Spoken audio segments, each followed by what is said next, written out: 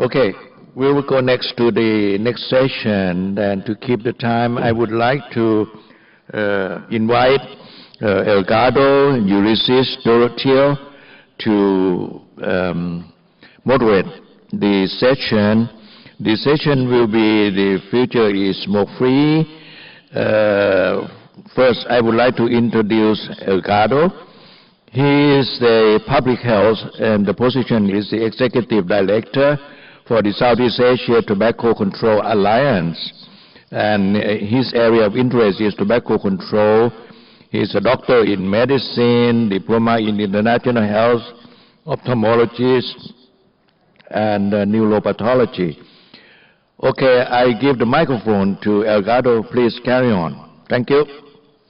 Thank you very much, Dr. Wanchat, and thank you for allowing us to organize this plenary this morning.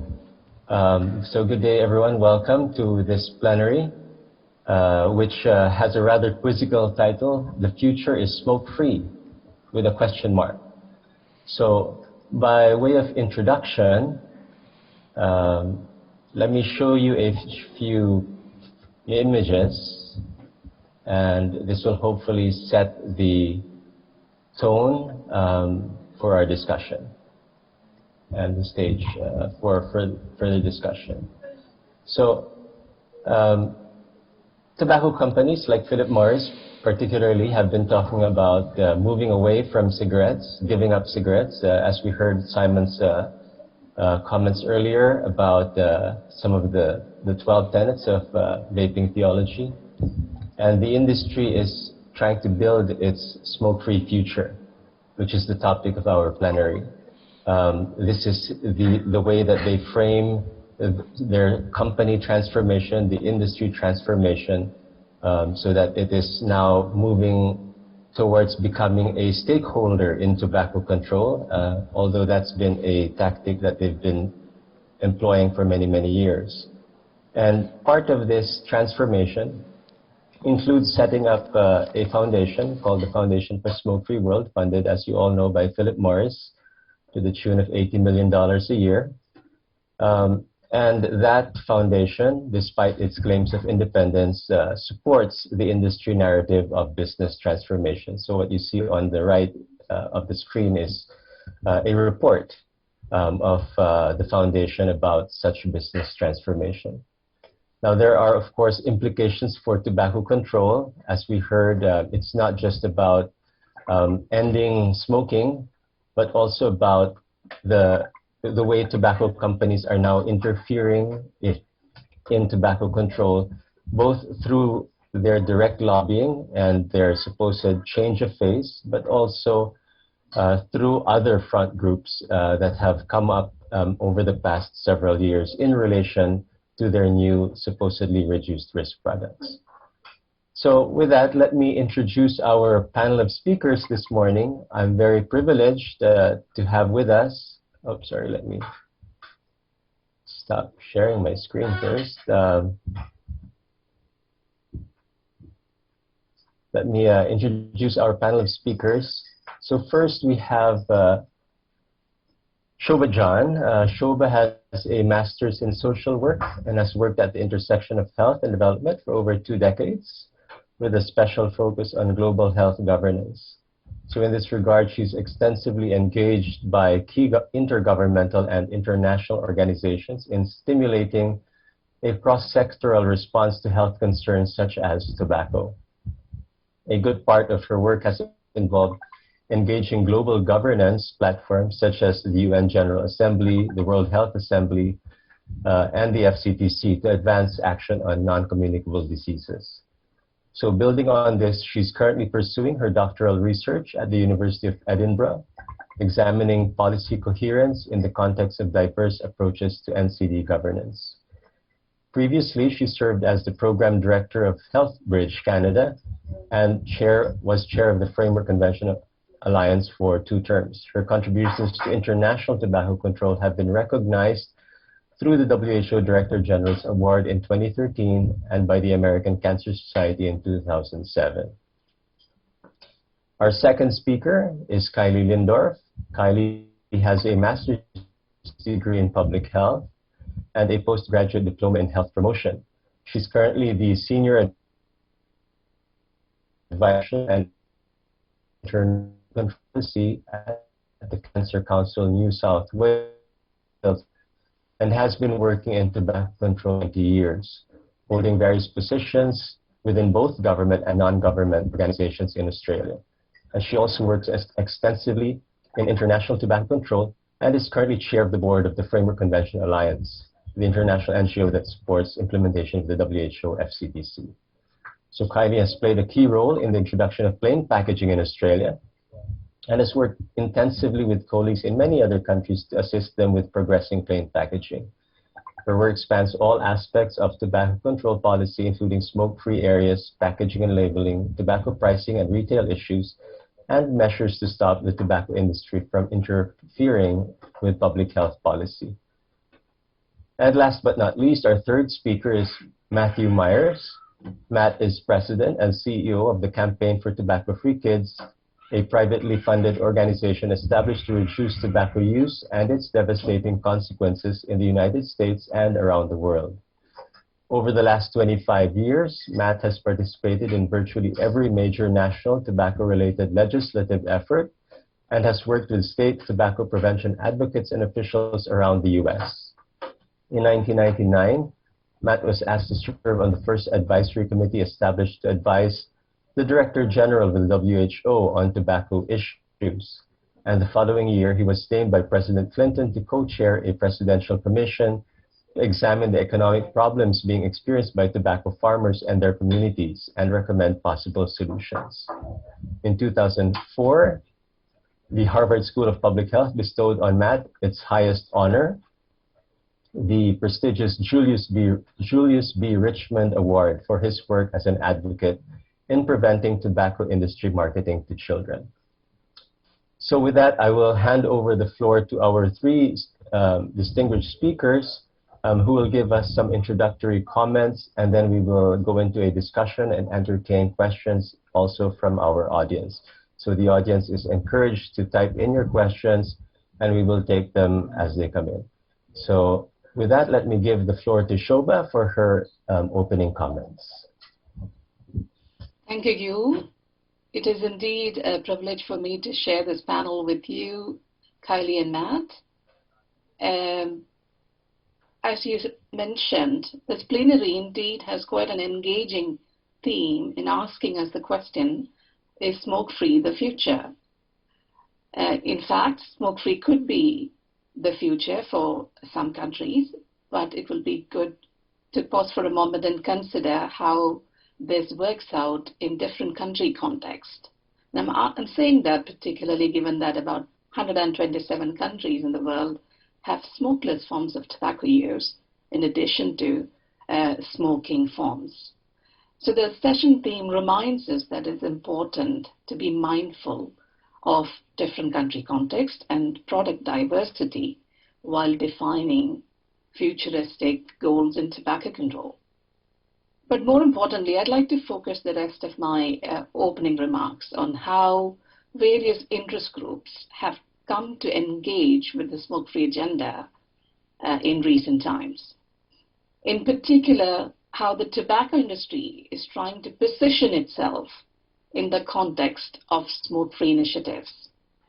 On the one hand, the tobacco multinationals and even domestic companies seem to be too keen to capture the smoke-free agenda in their bid to peddle newer products to replace the losing cigarette markets.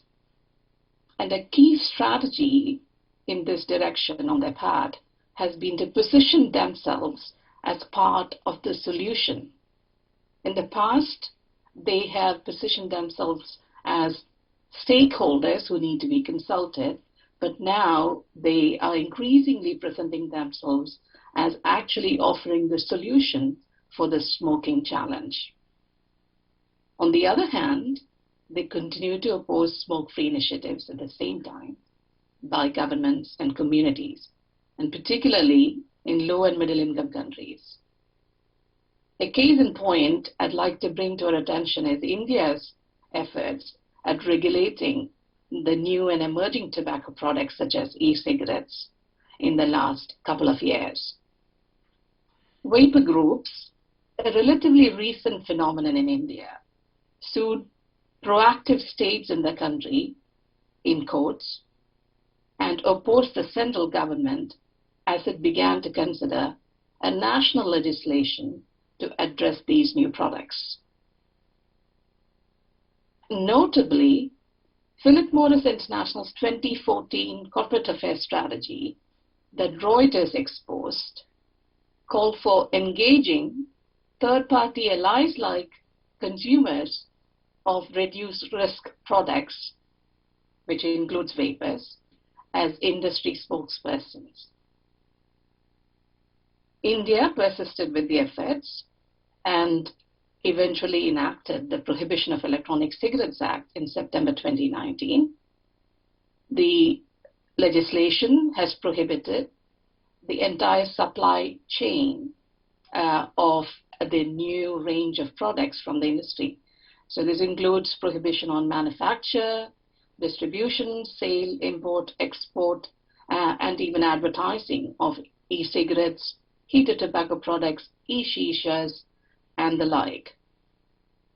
But 2 years into the ban, groups funded with tobacco industry money continued to push back the government on its initiative. Of course, these challenges are not unique to India. Several countries across the Asia-Pacific, from Sri Lanka, Nepal, Thailand, Laos, Cambodia, Australia, have overcome industry pressure to adopt similar steps. The questions to ask ourselves at this juncture, with the industry changing and positioning itself in a slightly nuanced way, is that how do we hold the industry accountable for its interruption of smoke-free initiatives in this new environment? How do we account for the cost implications of delays and diversions from industry actions? And lastly, what do we do differently to counter and persist with tobacco control efforts towards creating tobacco-free futures? I'll conclude my opening remarks here. Would be happy to engage with the discussion later. Thank you very much. Thank you, Shobha. That was great. We're seeing that the tobacco industry really is up to its old tactics, but also putting on new shiny electronic clothes, so to speak, being part of the solution. Let's hear now from Kylie from Way Down Under. You have the floor, Kylie.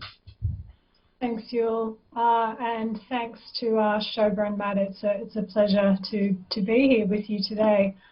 So before I start, I'd like to acknowledge the traditional custodians of the land from which I'm presenting today. I'm presenting from the small island of Milau, which is on Boon Wurrung country.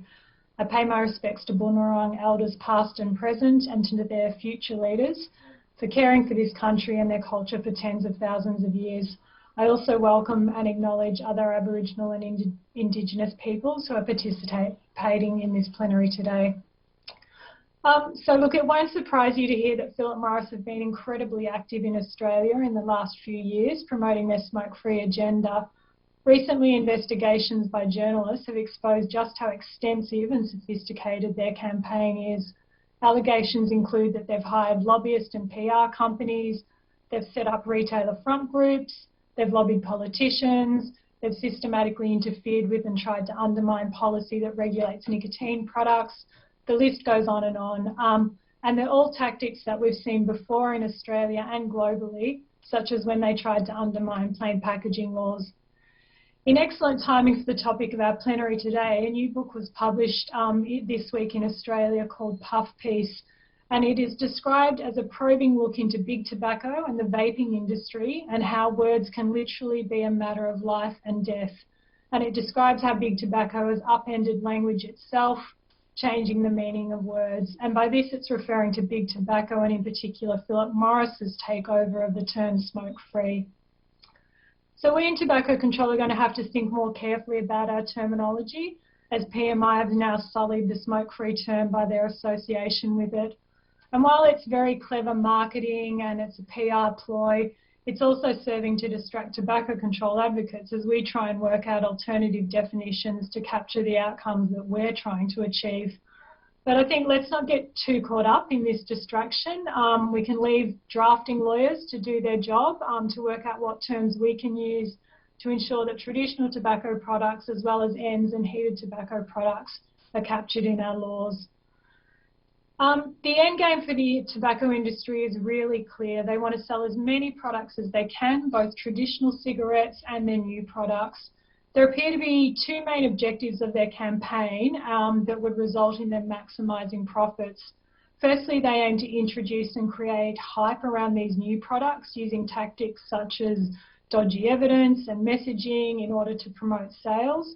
And secondly, their campaign served to distract all of us from evidence-based tobacco control measures as we continually deal with the chaos that they're generating via this smoke-free product sideshow. And when tobacco control implementation slows down, as we know, millions of new users take up cigarettes and other products, and existing users don't quit.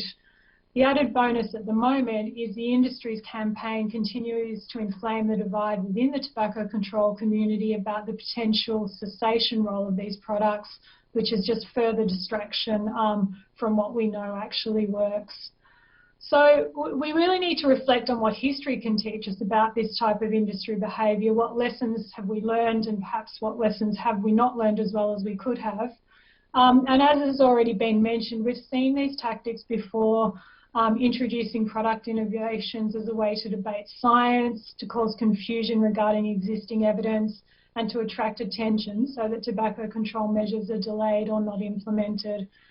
Examples of innovations include the introduction of filters into cigarettes, low-tar cigarettes, light and mild brands, and more recently charcoal filters. The public, politicians, and some even in the tobacco control community initially believed in the potential of these product innovations, and it took decades for independent evidence to show that they did not reduce harm and in fact delayed quitting for many people. And as a result, these innovations caused untold disease and death at the population level because of false reassurance of safety that resulted in a delay in implementing evidence-based tobacco control measures. So that is what we learned from previous tobacco industry product innovations, but I guess my question is, have we heeded these lessons in how we're dealing with ends and heated tobacco products? The industry via these new products are well on the way to addicting a whole generation of young people to nicotine and exposing them to serious harm from their use. And this is a complete disaster, a total disaster, considering how well many countries have been in reducing youth smoking rates to record lows. But the overarching issue, as Shoba's already picked up, and so as Yul, is this issue around the smoke-free debate is actually industry interference on a scale we've not seen in decades. This is the industry using those products as a lever to gain political traction and to interfere in policy making and tobacco control more broadly, not just around these products, but across the whole spectrum of tobacco control. So I'm going to conclude here, but as we move into our discussion, it would be really great to talk specifically about the role of Article 5.3 of the FCTC and also how the FCTC overall might help us to address PMI's global campaign. Thank you. Thank you very much, Kylie. I think that was really good. We'll hear more from you, I guess, about how Australia is dealing with these issues. It's a very hot issue at the moment. But very good that you touched on how the industry is co-opting tobacco control terminology, our use of the term smoke-free, and how that's led to a lot of distraction and even division within the tobacco control community, as well as how it's causing even greater tobacco industry interference at this time, both for these in the field of these new products as well as in traditional conventional tobacco control. So let me turn the floor over to Matt for his opening statements. Thanks, and it's really an honor and a pleasure both to be able to present to everybody who's listening as well as to be on a panel with Kylie, Shobha, and Yul, all individuals who've made such extraordinary contributions. You know, we come together, and I think what's really a critical time. Since the enactment of the Framework Convention, across the globe, and including in virtually every one of the countries represented in the conference here, we have really made unprecedented progress.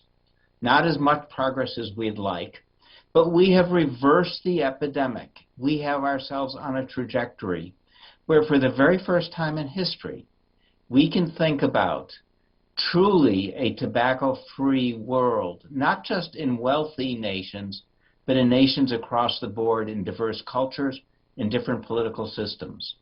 It's one of the reasons why I think we're seeing the industry fight so hard, so viciously, and with such extraordinary tactics. So rather than being depressed by the industry's attacks, I'm actually made more optimistic by them, because it says that what we are doing is working, and we need to keep our eye on the ball and understand both what's going on and the historical context, as Kylie and Shobha have said.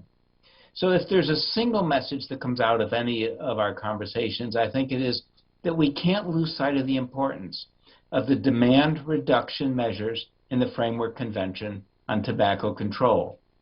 What we have seen is that they have worked every single country where they've been adopted. And what frightens the tobacco companies is that they know that that's true. And the recent report by the WHO Global Tobacco Control Report demonstrates how far we have to go still in implementing. So my very first message is we need to pay attention to all of these other issues, but we need to keep a very sharp focus on the importance of ensuring that every one of our countries is 100% smoke-free, that it has first-class health warnings on all tobacco products and plain packaging, that we fund the kind of mass media campaigns that have worked in every single country, that we adopt truly strong prohibitions on tobacco advertising and sponsorship, with a priority particularly in this region of looking at point-of-sale advertising, which continues to dominate the place, and in so many countries, single-stick sales, which undercut all of our tax efforts. And then finally, that we recognize that the area where we've made the least progress that has the greatest impact, and we saw it in one of Simon's slides, is increasing taxes on all tobacco products. The reason that is important is not just for reducing tobacco use, but countries that adopt these demand reduction measures change the social norm and make the discussion of a tobacco-free world seem feasible. I'm sadly old enough to remember a world when people would laugh at us for talking about that issue. But now in country after country, in wealthy countries as well as less wealthy countries, we have seen the kind of progress that makes that conversation feasible if we keep our eye on the ball. So the second thing that I would emphasize is that we are in such a battle right now that one of our top priorities is something that we don't often talk about, and that is expanding our grassroots beyond the public health community. We need to engage other members of our community, other organizations, youth groups, parent groups, mothers, and those who care about the economics of our country effectively as a broad-based coalition. The tobacco industry succeeds when they can divide us and make it appear that this is purely a public health issue. It's not a public health issue. You know, whether you're in Indonesia and you talk about stunting and poverty, or India where you talk about beedies and taking advantage of beady workers, or Bangladesh where the efforts in rural communities are so outrageous, or in countries all across, we need to make a conscious effort to expand our coalition by talking to groups and individuals with whom we don't often talk. Now, the debate about ends. The debate about ends is fundamental, but it's not new. As Kylie talked about, ever since the very first health scares, the tobacco industry has produced products with broad technological claims, fooled large swaths of the public health community. There are 4 Surgeon General reports in the United States which talk about the value of low-tar cigarettes. It took us 30 years to figure out that was a fraud. And the point that Kylie made, which is so important, is even if low-tar cigarettes had reduced risk to those individuals who used them, the net population effect would have been devastating anyway, because the industry's game plan with low-tar cigarettes is the same as it is with ends. And that was to use it to capture people who might have otherwise quit and keep them in the marketplace, and to convince a generation that never would have taken those public health risks that there is a safe way to use their nicotine addictive tobacco products.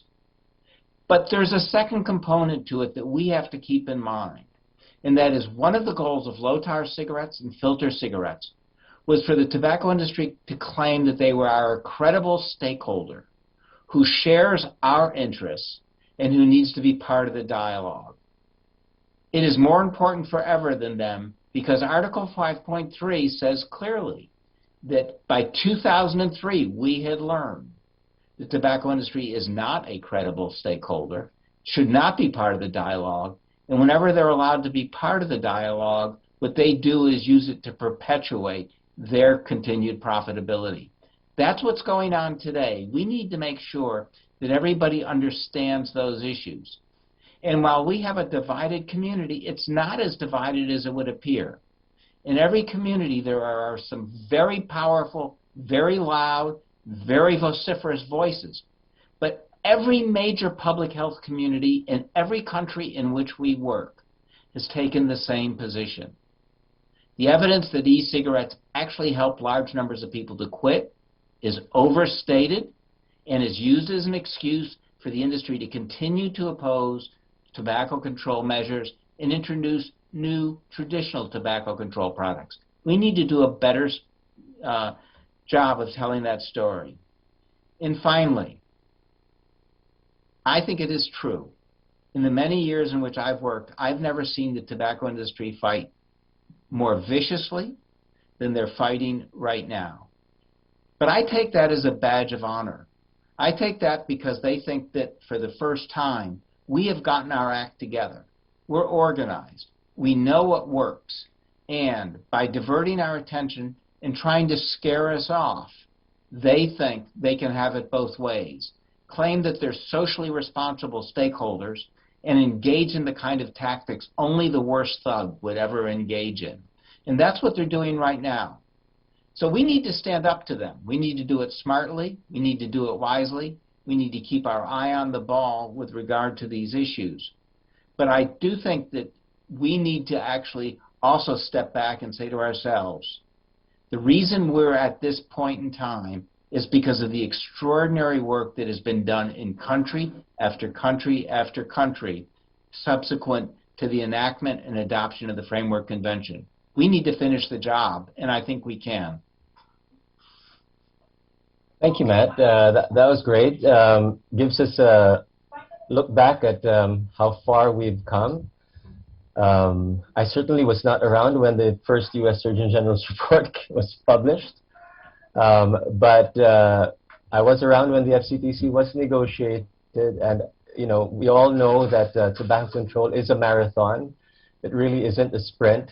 And the way that the tobacco industry is now framing itself as part of the solution seems to indicate that we have failed in tobacco control. And I think this is something that is what policymakers are latching on to in their good intentions to reduce tobacco use. So let me start with, I guess, some questions on some of the comments that you've all made. Let's focus first on how this smoke-free future narrative of the industry is a distraction.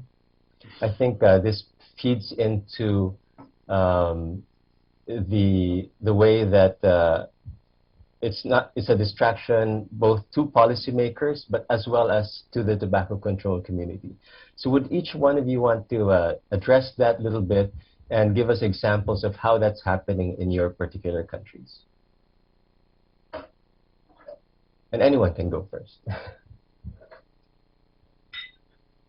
Let me jump in quickly, and not specifically with the United States, but it's similar in each of the countries. The industry is seeking to dominate the conversation, even though, for example, Philip Morris, the company that says it wants a smoke-free future, in the last 2 years has gotten patents for 100 new different forms of Marlboro.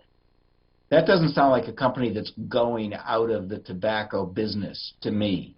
That in region after region, we have seen them introduce new flavored versions of Marlboro, new flavored, new menthol versions of Marlboro. And when we have tracked their actions, a company that truly wants a smoke-free future wouldn't oppose higher taxes, wouldn't oppose smoke-free air laws, wouldn't oppose truly effective bans on tobacco advertising. Yet in country after country, Philip Morris is doing that. One of the things that we need to do a better job of is talking about those examples. So when they come in on their white horse and claim that they see a different future for us, that we need to expose that it is simply designed to divert attention from their real activities, and that is to continuing to sell Marlboro to as many people around the world as they possibly can. Thanks, Matt. Kylie or Shobha? So I already mentioned in terms of how the tobacco industry at the time of India considering the national law was using diverse media platforms for very aggressive attacks on the government and trying to dissuade them from doing it.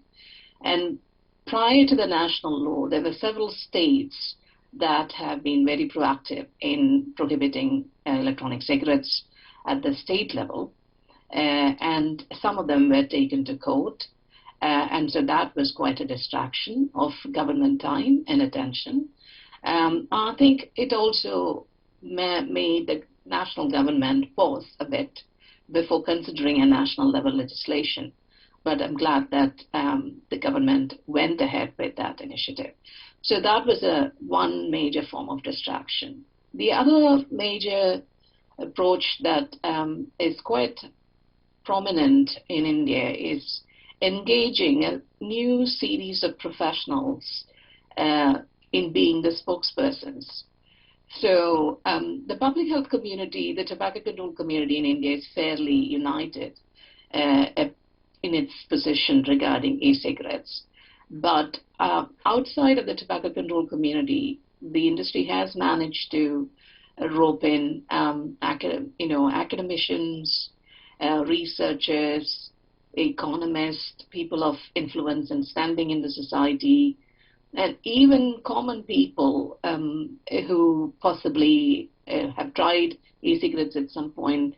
So there are lots of promotional videos by professionals who have tried to quit and found the godsend solution for quitting. So those have been clearly enabling the industry in building some kind of support groups, particularly in mobilizing vapor groups, and some of them being part of the international network of nicotine consumers, which has recently received funding from the Philip Morris Kitty for funding such initiatives. And in this year's funding seems to be focused on developing a business plan. So there's quite a bit of resources being pumped in, which also is a distraction because that's one area that tobacco control is still struggling, particularly in low and middle income countries, for resourcing tobacco control. And I think there's a cost aspect that we need to begin to think about, and maybe even cost the implications of industry interference. We have in the past costed, cost of action and inaction from governments and us, but perhaps it's time to begin to take stock of how much does it cost when an industry group delays a legislation piece on some of these products. That could be one tool to begin to fix accountability for some of these efforts by the industry. Thanks, Shobha. That reminds me of the costing that was done for the plain packaging defense in Australia. And maybe, I don't know, if you had any comments, Kali, you could also touch on that as part of your response.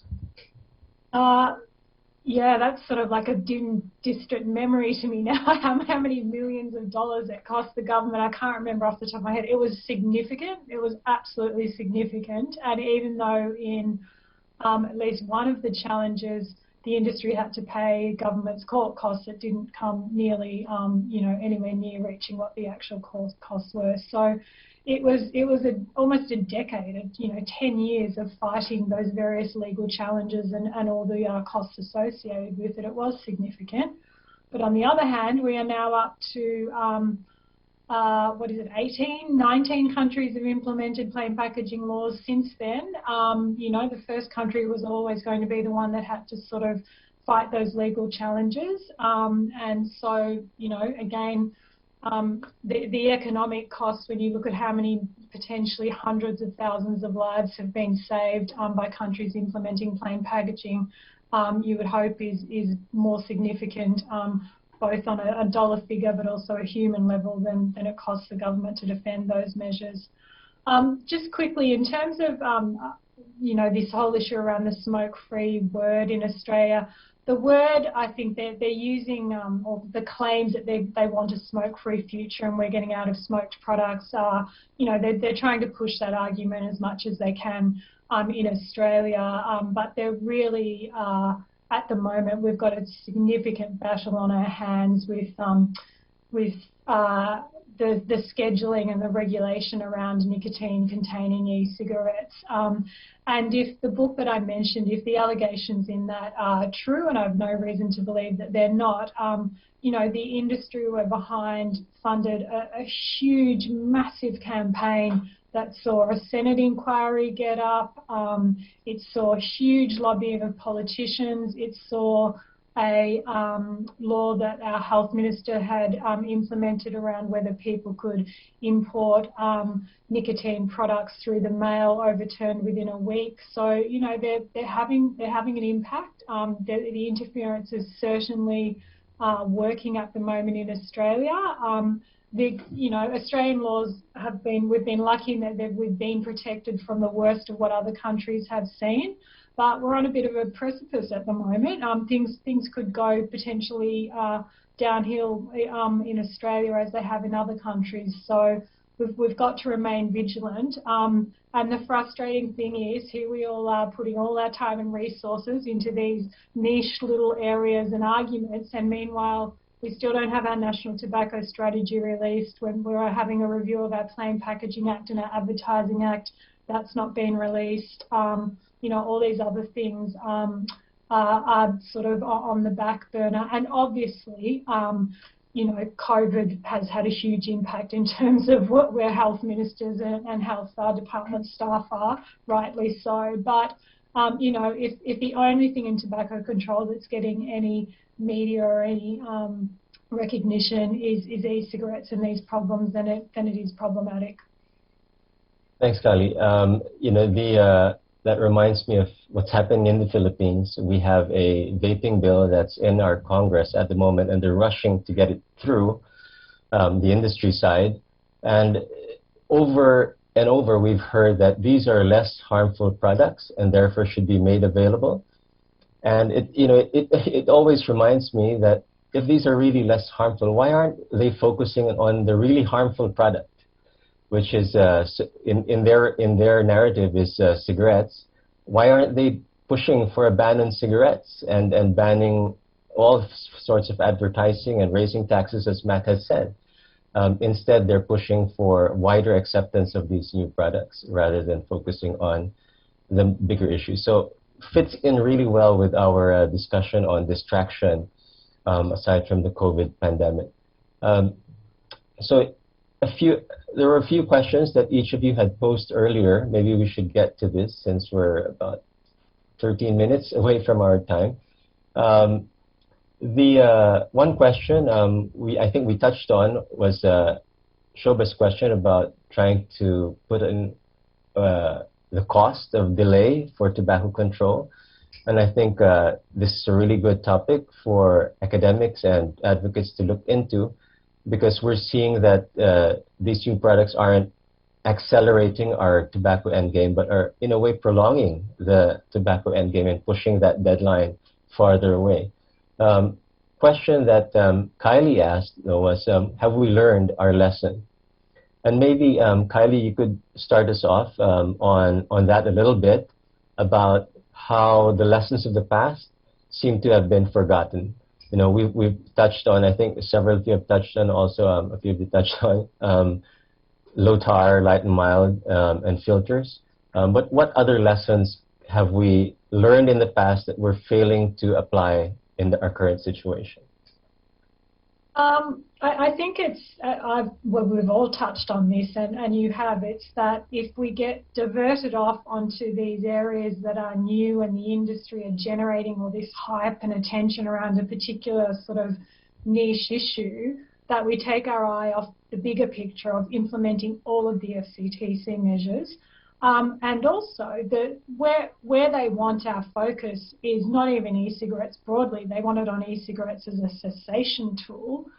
So we're not looking at the millions of kids that are taking up these products. You know, that's an enormous concern at a population level, but they just keep pushing us back into this, you know, tiny little area of let's all talk about, will they help, you know, a few people quit smoking or not, versus millions of kids who are taking them up and are potentially now addicted to nicotine. And as Simon alluded to, the evidence is absolutely clear that many of them will go on to use tobacco products that weren't potentially using them. So yeah, I think that's a lesson that we need to keep reminding ourselves is let's not get diverted. Let's not give oxygen to their issues and to their concerns, and let's keep trying to change the public narrative back and keep talking to politicians about what the real issues are, that are causing economic harm, health harm, and we know what to do.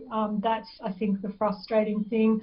The other thing is, and I can't remember who mentioned this, but the idea was that we've failed in tobacco control, or we haven't done particularly well. This is the industry narrative. So we need these products to at least reduce the harm because nothing else has worked.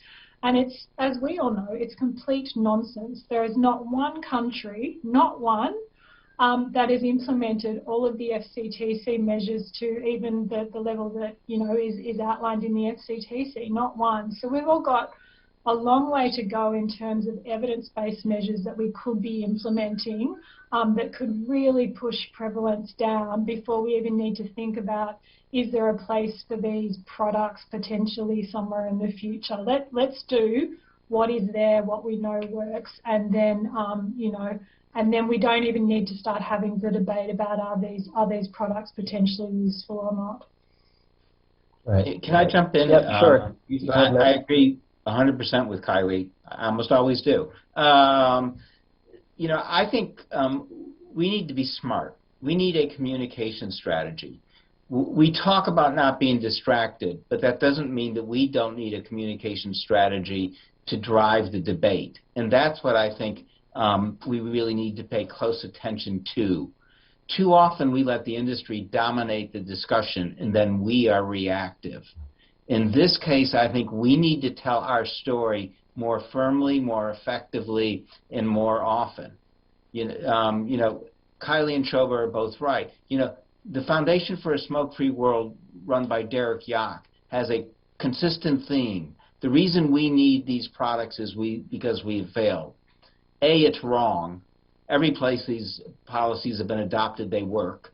And B, the only reason we haven't made poor progress is that the people who are funding the Foundation for a Smoke-Free World are spending millions of dollars trying to stop us. So the very same people who are saying you're not succeeding are the only reason we're not succeeding more effectively. We need to tell that story very, very clearly, because if they would get out of the way, we would succeed, and we know the policies work. Thanks, Matt. That was really good. You know, we've captured this on video. That would be great to play over and over again in front of policymakers, because they just aren't seeing it. They're really kind of blinded.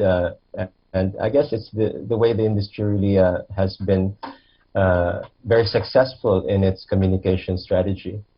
But that's why I think we do need to, we talk about we can't be diverted, but we need to have a proactive, aggressive communications plan to tell our story. We need to be out in front of them. We need to call them out for what they are. And we need to continually point out to our officials that the policies we're advocating have worked in every single country in which we're working. The Philippines is a great example, you know, where the tobacco tax policies made an enormous difference.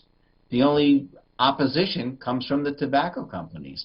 And we need to tell that story in every country. You know, the recent Global Youth Tobacco Survey that came out in India showed real progress among India's youth, but with some very important gaps that the government has the potential to fill. We need to tell that story very effectively in every country in as coordinated a manner, and we need to be supportive of each other in doing so.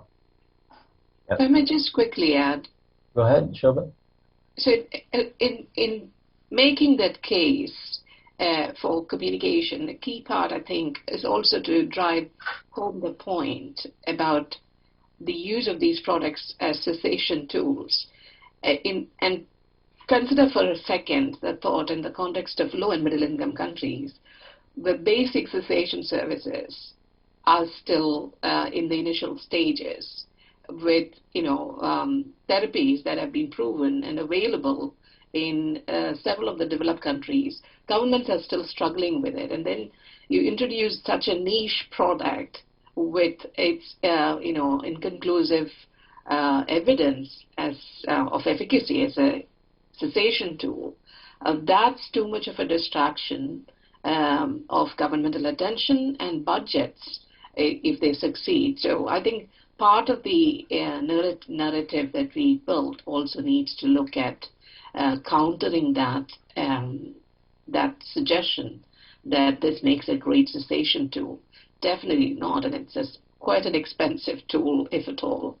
It is a tool to begin with. I think Matt makes a great point about, we absolutely need to be better communicating ourselves, and we need our own campaign to counter theirs, but also to put our issues to the fore. And also, there's an element of we need to perhaps hold governments a little bit more accountable, because what the industry are doing are coming in and saying, don't worry, all that hard stuff that you've been trying to work out how to do in tobacco control, don't worry about it, because here's the solution and we'll do it for you.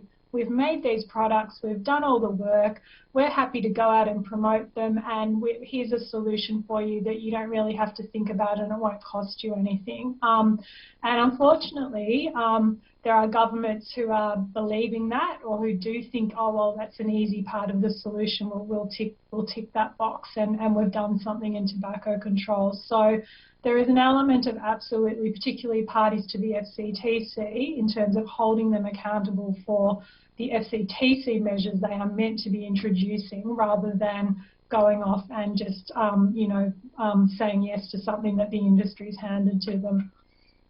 Yeah, excellent. Excellent. So clear lessons to be learned is to keep doing what we're doing, right? Because we know it works. And we know that wherever there is failure, it's because the industry is stopping, obstructing, right? Delaying whatever they know will work to reduce tobacco use. We have a question from the audience, which is actually on a different topic, but in a way related. For governments that own the tobacco industry, or partially or wholly, it becomes challenging to ensure a smoke-free future, a tobacco-free future. So what are the strategies for tobacco control activists? And we're about out of time, so I would just venture to respond and say that whatever we do with regard to tobacco companies that are not owned by the not owned by the government, the same strategies apply, right? Even Article 5.3 clearly states that in dealing with state-owned enterprises, we should deal with them as we do with any other tobacco industry. So it's just a little more challenging because the government is the regulator itself, but it's not impossible. We are a few minutes away from time, so what I'd like to do is give an opportunity to each of our panelists to give some parting words. We'll go in reverse order, so that'll be a bit easier, I think, for Shobha, rather than going first again. And then we'll close with thanks to all of our wonderful speakers for this plenary. So let me ask Matt to help us with a few closing words. Thanks. You know, Philip Morris is offering a Faustian bargain. What they're saying to us is, gee, we should have a smoke-free world if you don't define any of our products as being among those that we're excluding. It's like saying to the world, we'll go along with your agenda as long as you allow us to sell low-tar cigarettes. That's the new Faustian bargain. But they're even being more hypocritical, and we need to call them out for it, because they're both saying, we want a smoke-free world if you define it to include our IQOS and other heated tobacco products, and they are behind the scenes continuing to pose all of the policies that make a difference. We need to do a better job of talking about that, making that clear, and exposing it. We also need to talk about the fact that the new products are not designed to end the addiction to nicotine. They're designed to both expand the number of people who are addicted and to sustain those who are already in the market. And that's what we need to disclose to them. You know, Simon talked about the data in the United Kingdom. I can show you data in the United States that shows that since the introduction of Juul, the rate of decline in tobacco use among both kids and adults has slowed, while the number of young people in our country who are addicted has grown geometrically. That's the case, I believe, every place that these products are being sold in an unregulated manner. It demonstrates what the goal of the industry is not to eliminate addiction to nicotine. It's to continue to gain more consumers and buy another decade. Thanks, Matt. Over to you, Kylie. Thanks, Yul. I'm going to pick up on another theme that we've had, which is the absolute importance of government implementing Article 5.3 and implementing it properly. Nearly everything the industry is doing in this space is listed as something that should not be happening under Article 5.3. It's basically a corporate social responsibility campaign and a ploy. They're lobbying governments and interfering with politicians. They're funding front groups to do their bidding for them. We're seeing people not disclose that they've taken tobacco industry funding when they're out there proclaiming to be concerned about health. Like there's tick, tick, tick, tick, tick, tick, tick. All the things that they're doing are basically in breach of Article 5.3. So I think it is really doing re-education of government, not just health departments, but all government areas, that I'm sorry, you need to understand who this industry really are. They're not here to help. They're basically the wolf in sheep's clothing. Thanks. Thanks, Kylie. Shobha? Kylie almost stole my point, but I'm happy to add to it in terms of two concrete action steps without much additional work. Is that we already monitor the tobacco industry, but it's important to expand the scope of those monitoring to include the emerging players in this sector, and also to include these players in the policies that we're developing in safeguarding tobacco control from industry interference, our 5.3 policies, to make that case to our governments that the network of tobacco industry has expanded and they need to be involved in it. And lastly, I would say that if we are looking at the 2030 Sustainable Development Goal and reducing tobacco use by 30%, this is the this is not a distraction that we really have time to engage with as governments, as civil society, and therefore we stay focused on proven tobacco control measures, as Matt mentioned before, and accelerate, resource them, research them, cost them, and fix the accountability on the industry. Thank you very much, Shobha. So we really are out of time. I'm very sorry we didn't have enough time to discuss Article 5.3 and even more in terms of accelerating the tobacco end game. But really, it was a very great discussion. I hope there will be more discussions like this within countries and within governments, so that really the tobacco industry is exposed, as all of you have said, and we take the fight to them rather than being reactive. We should be more proactive.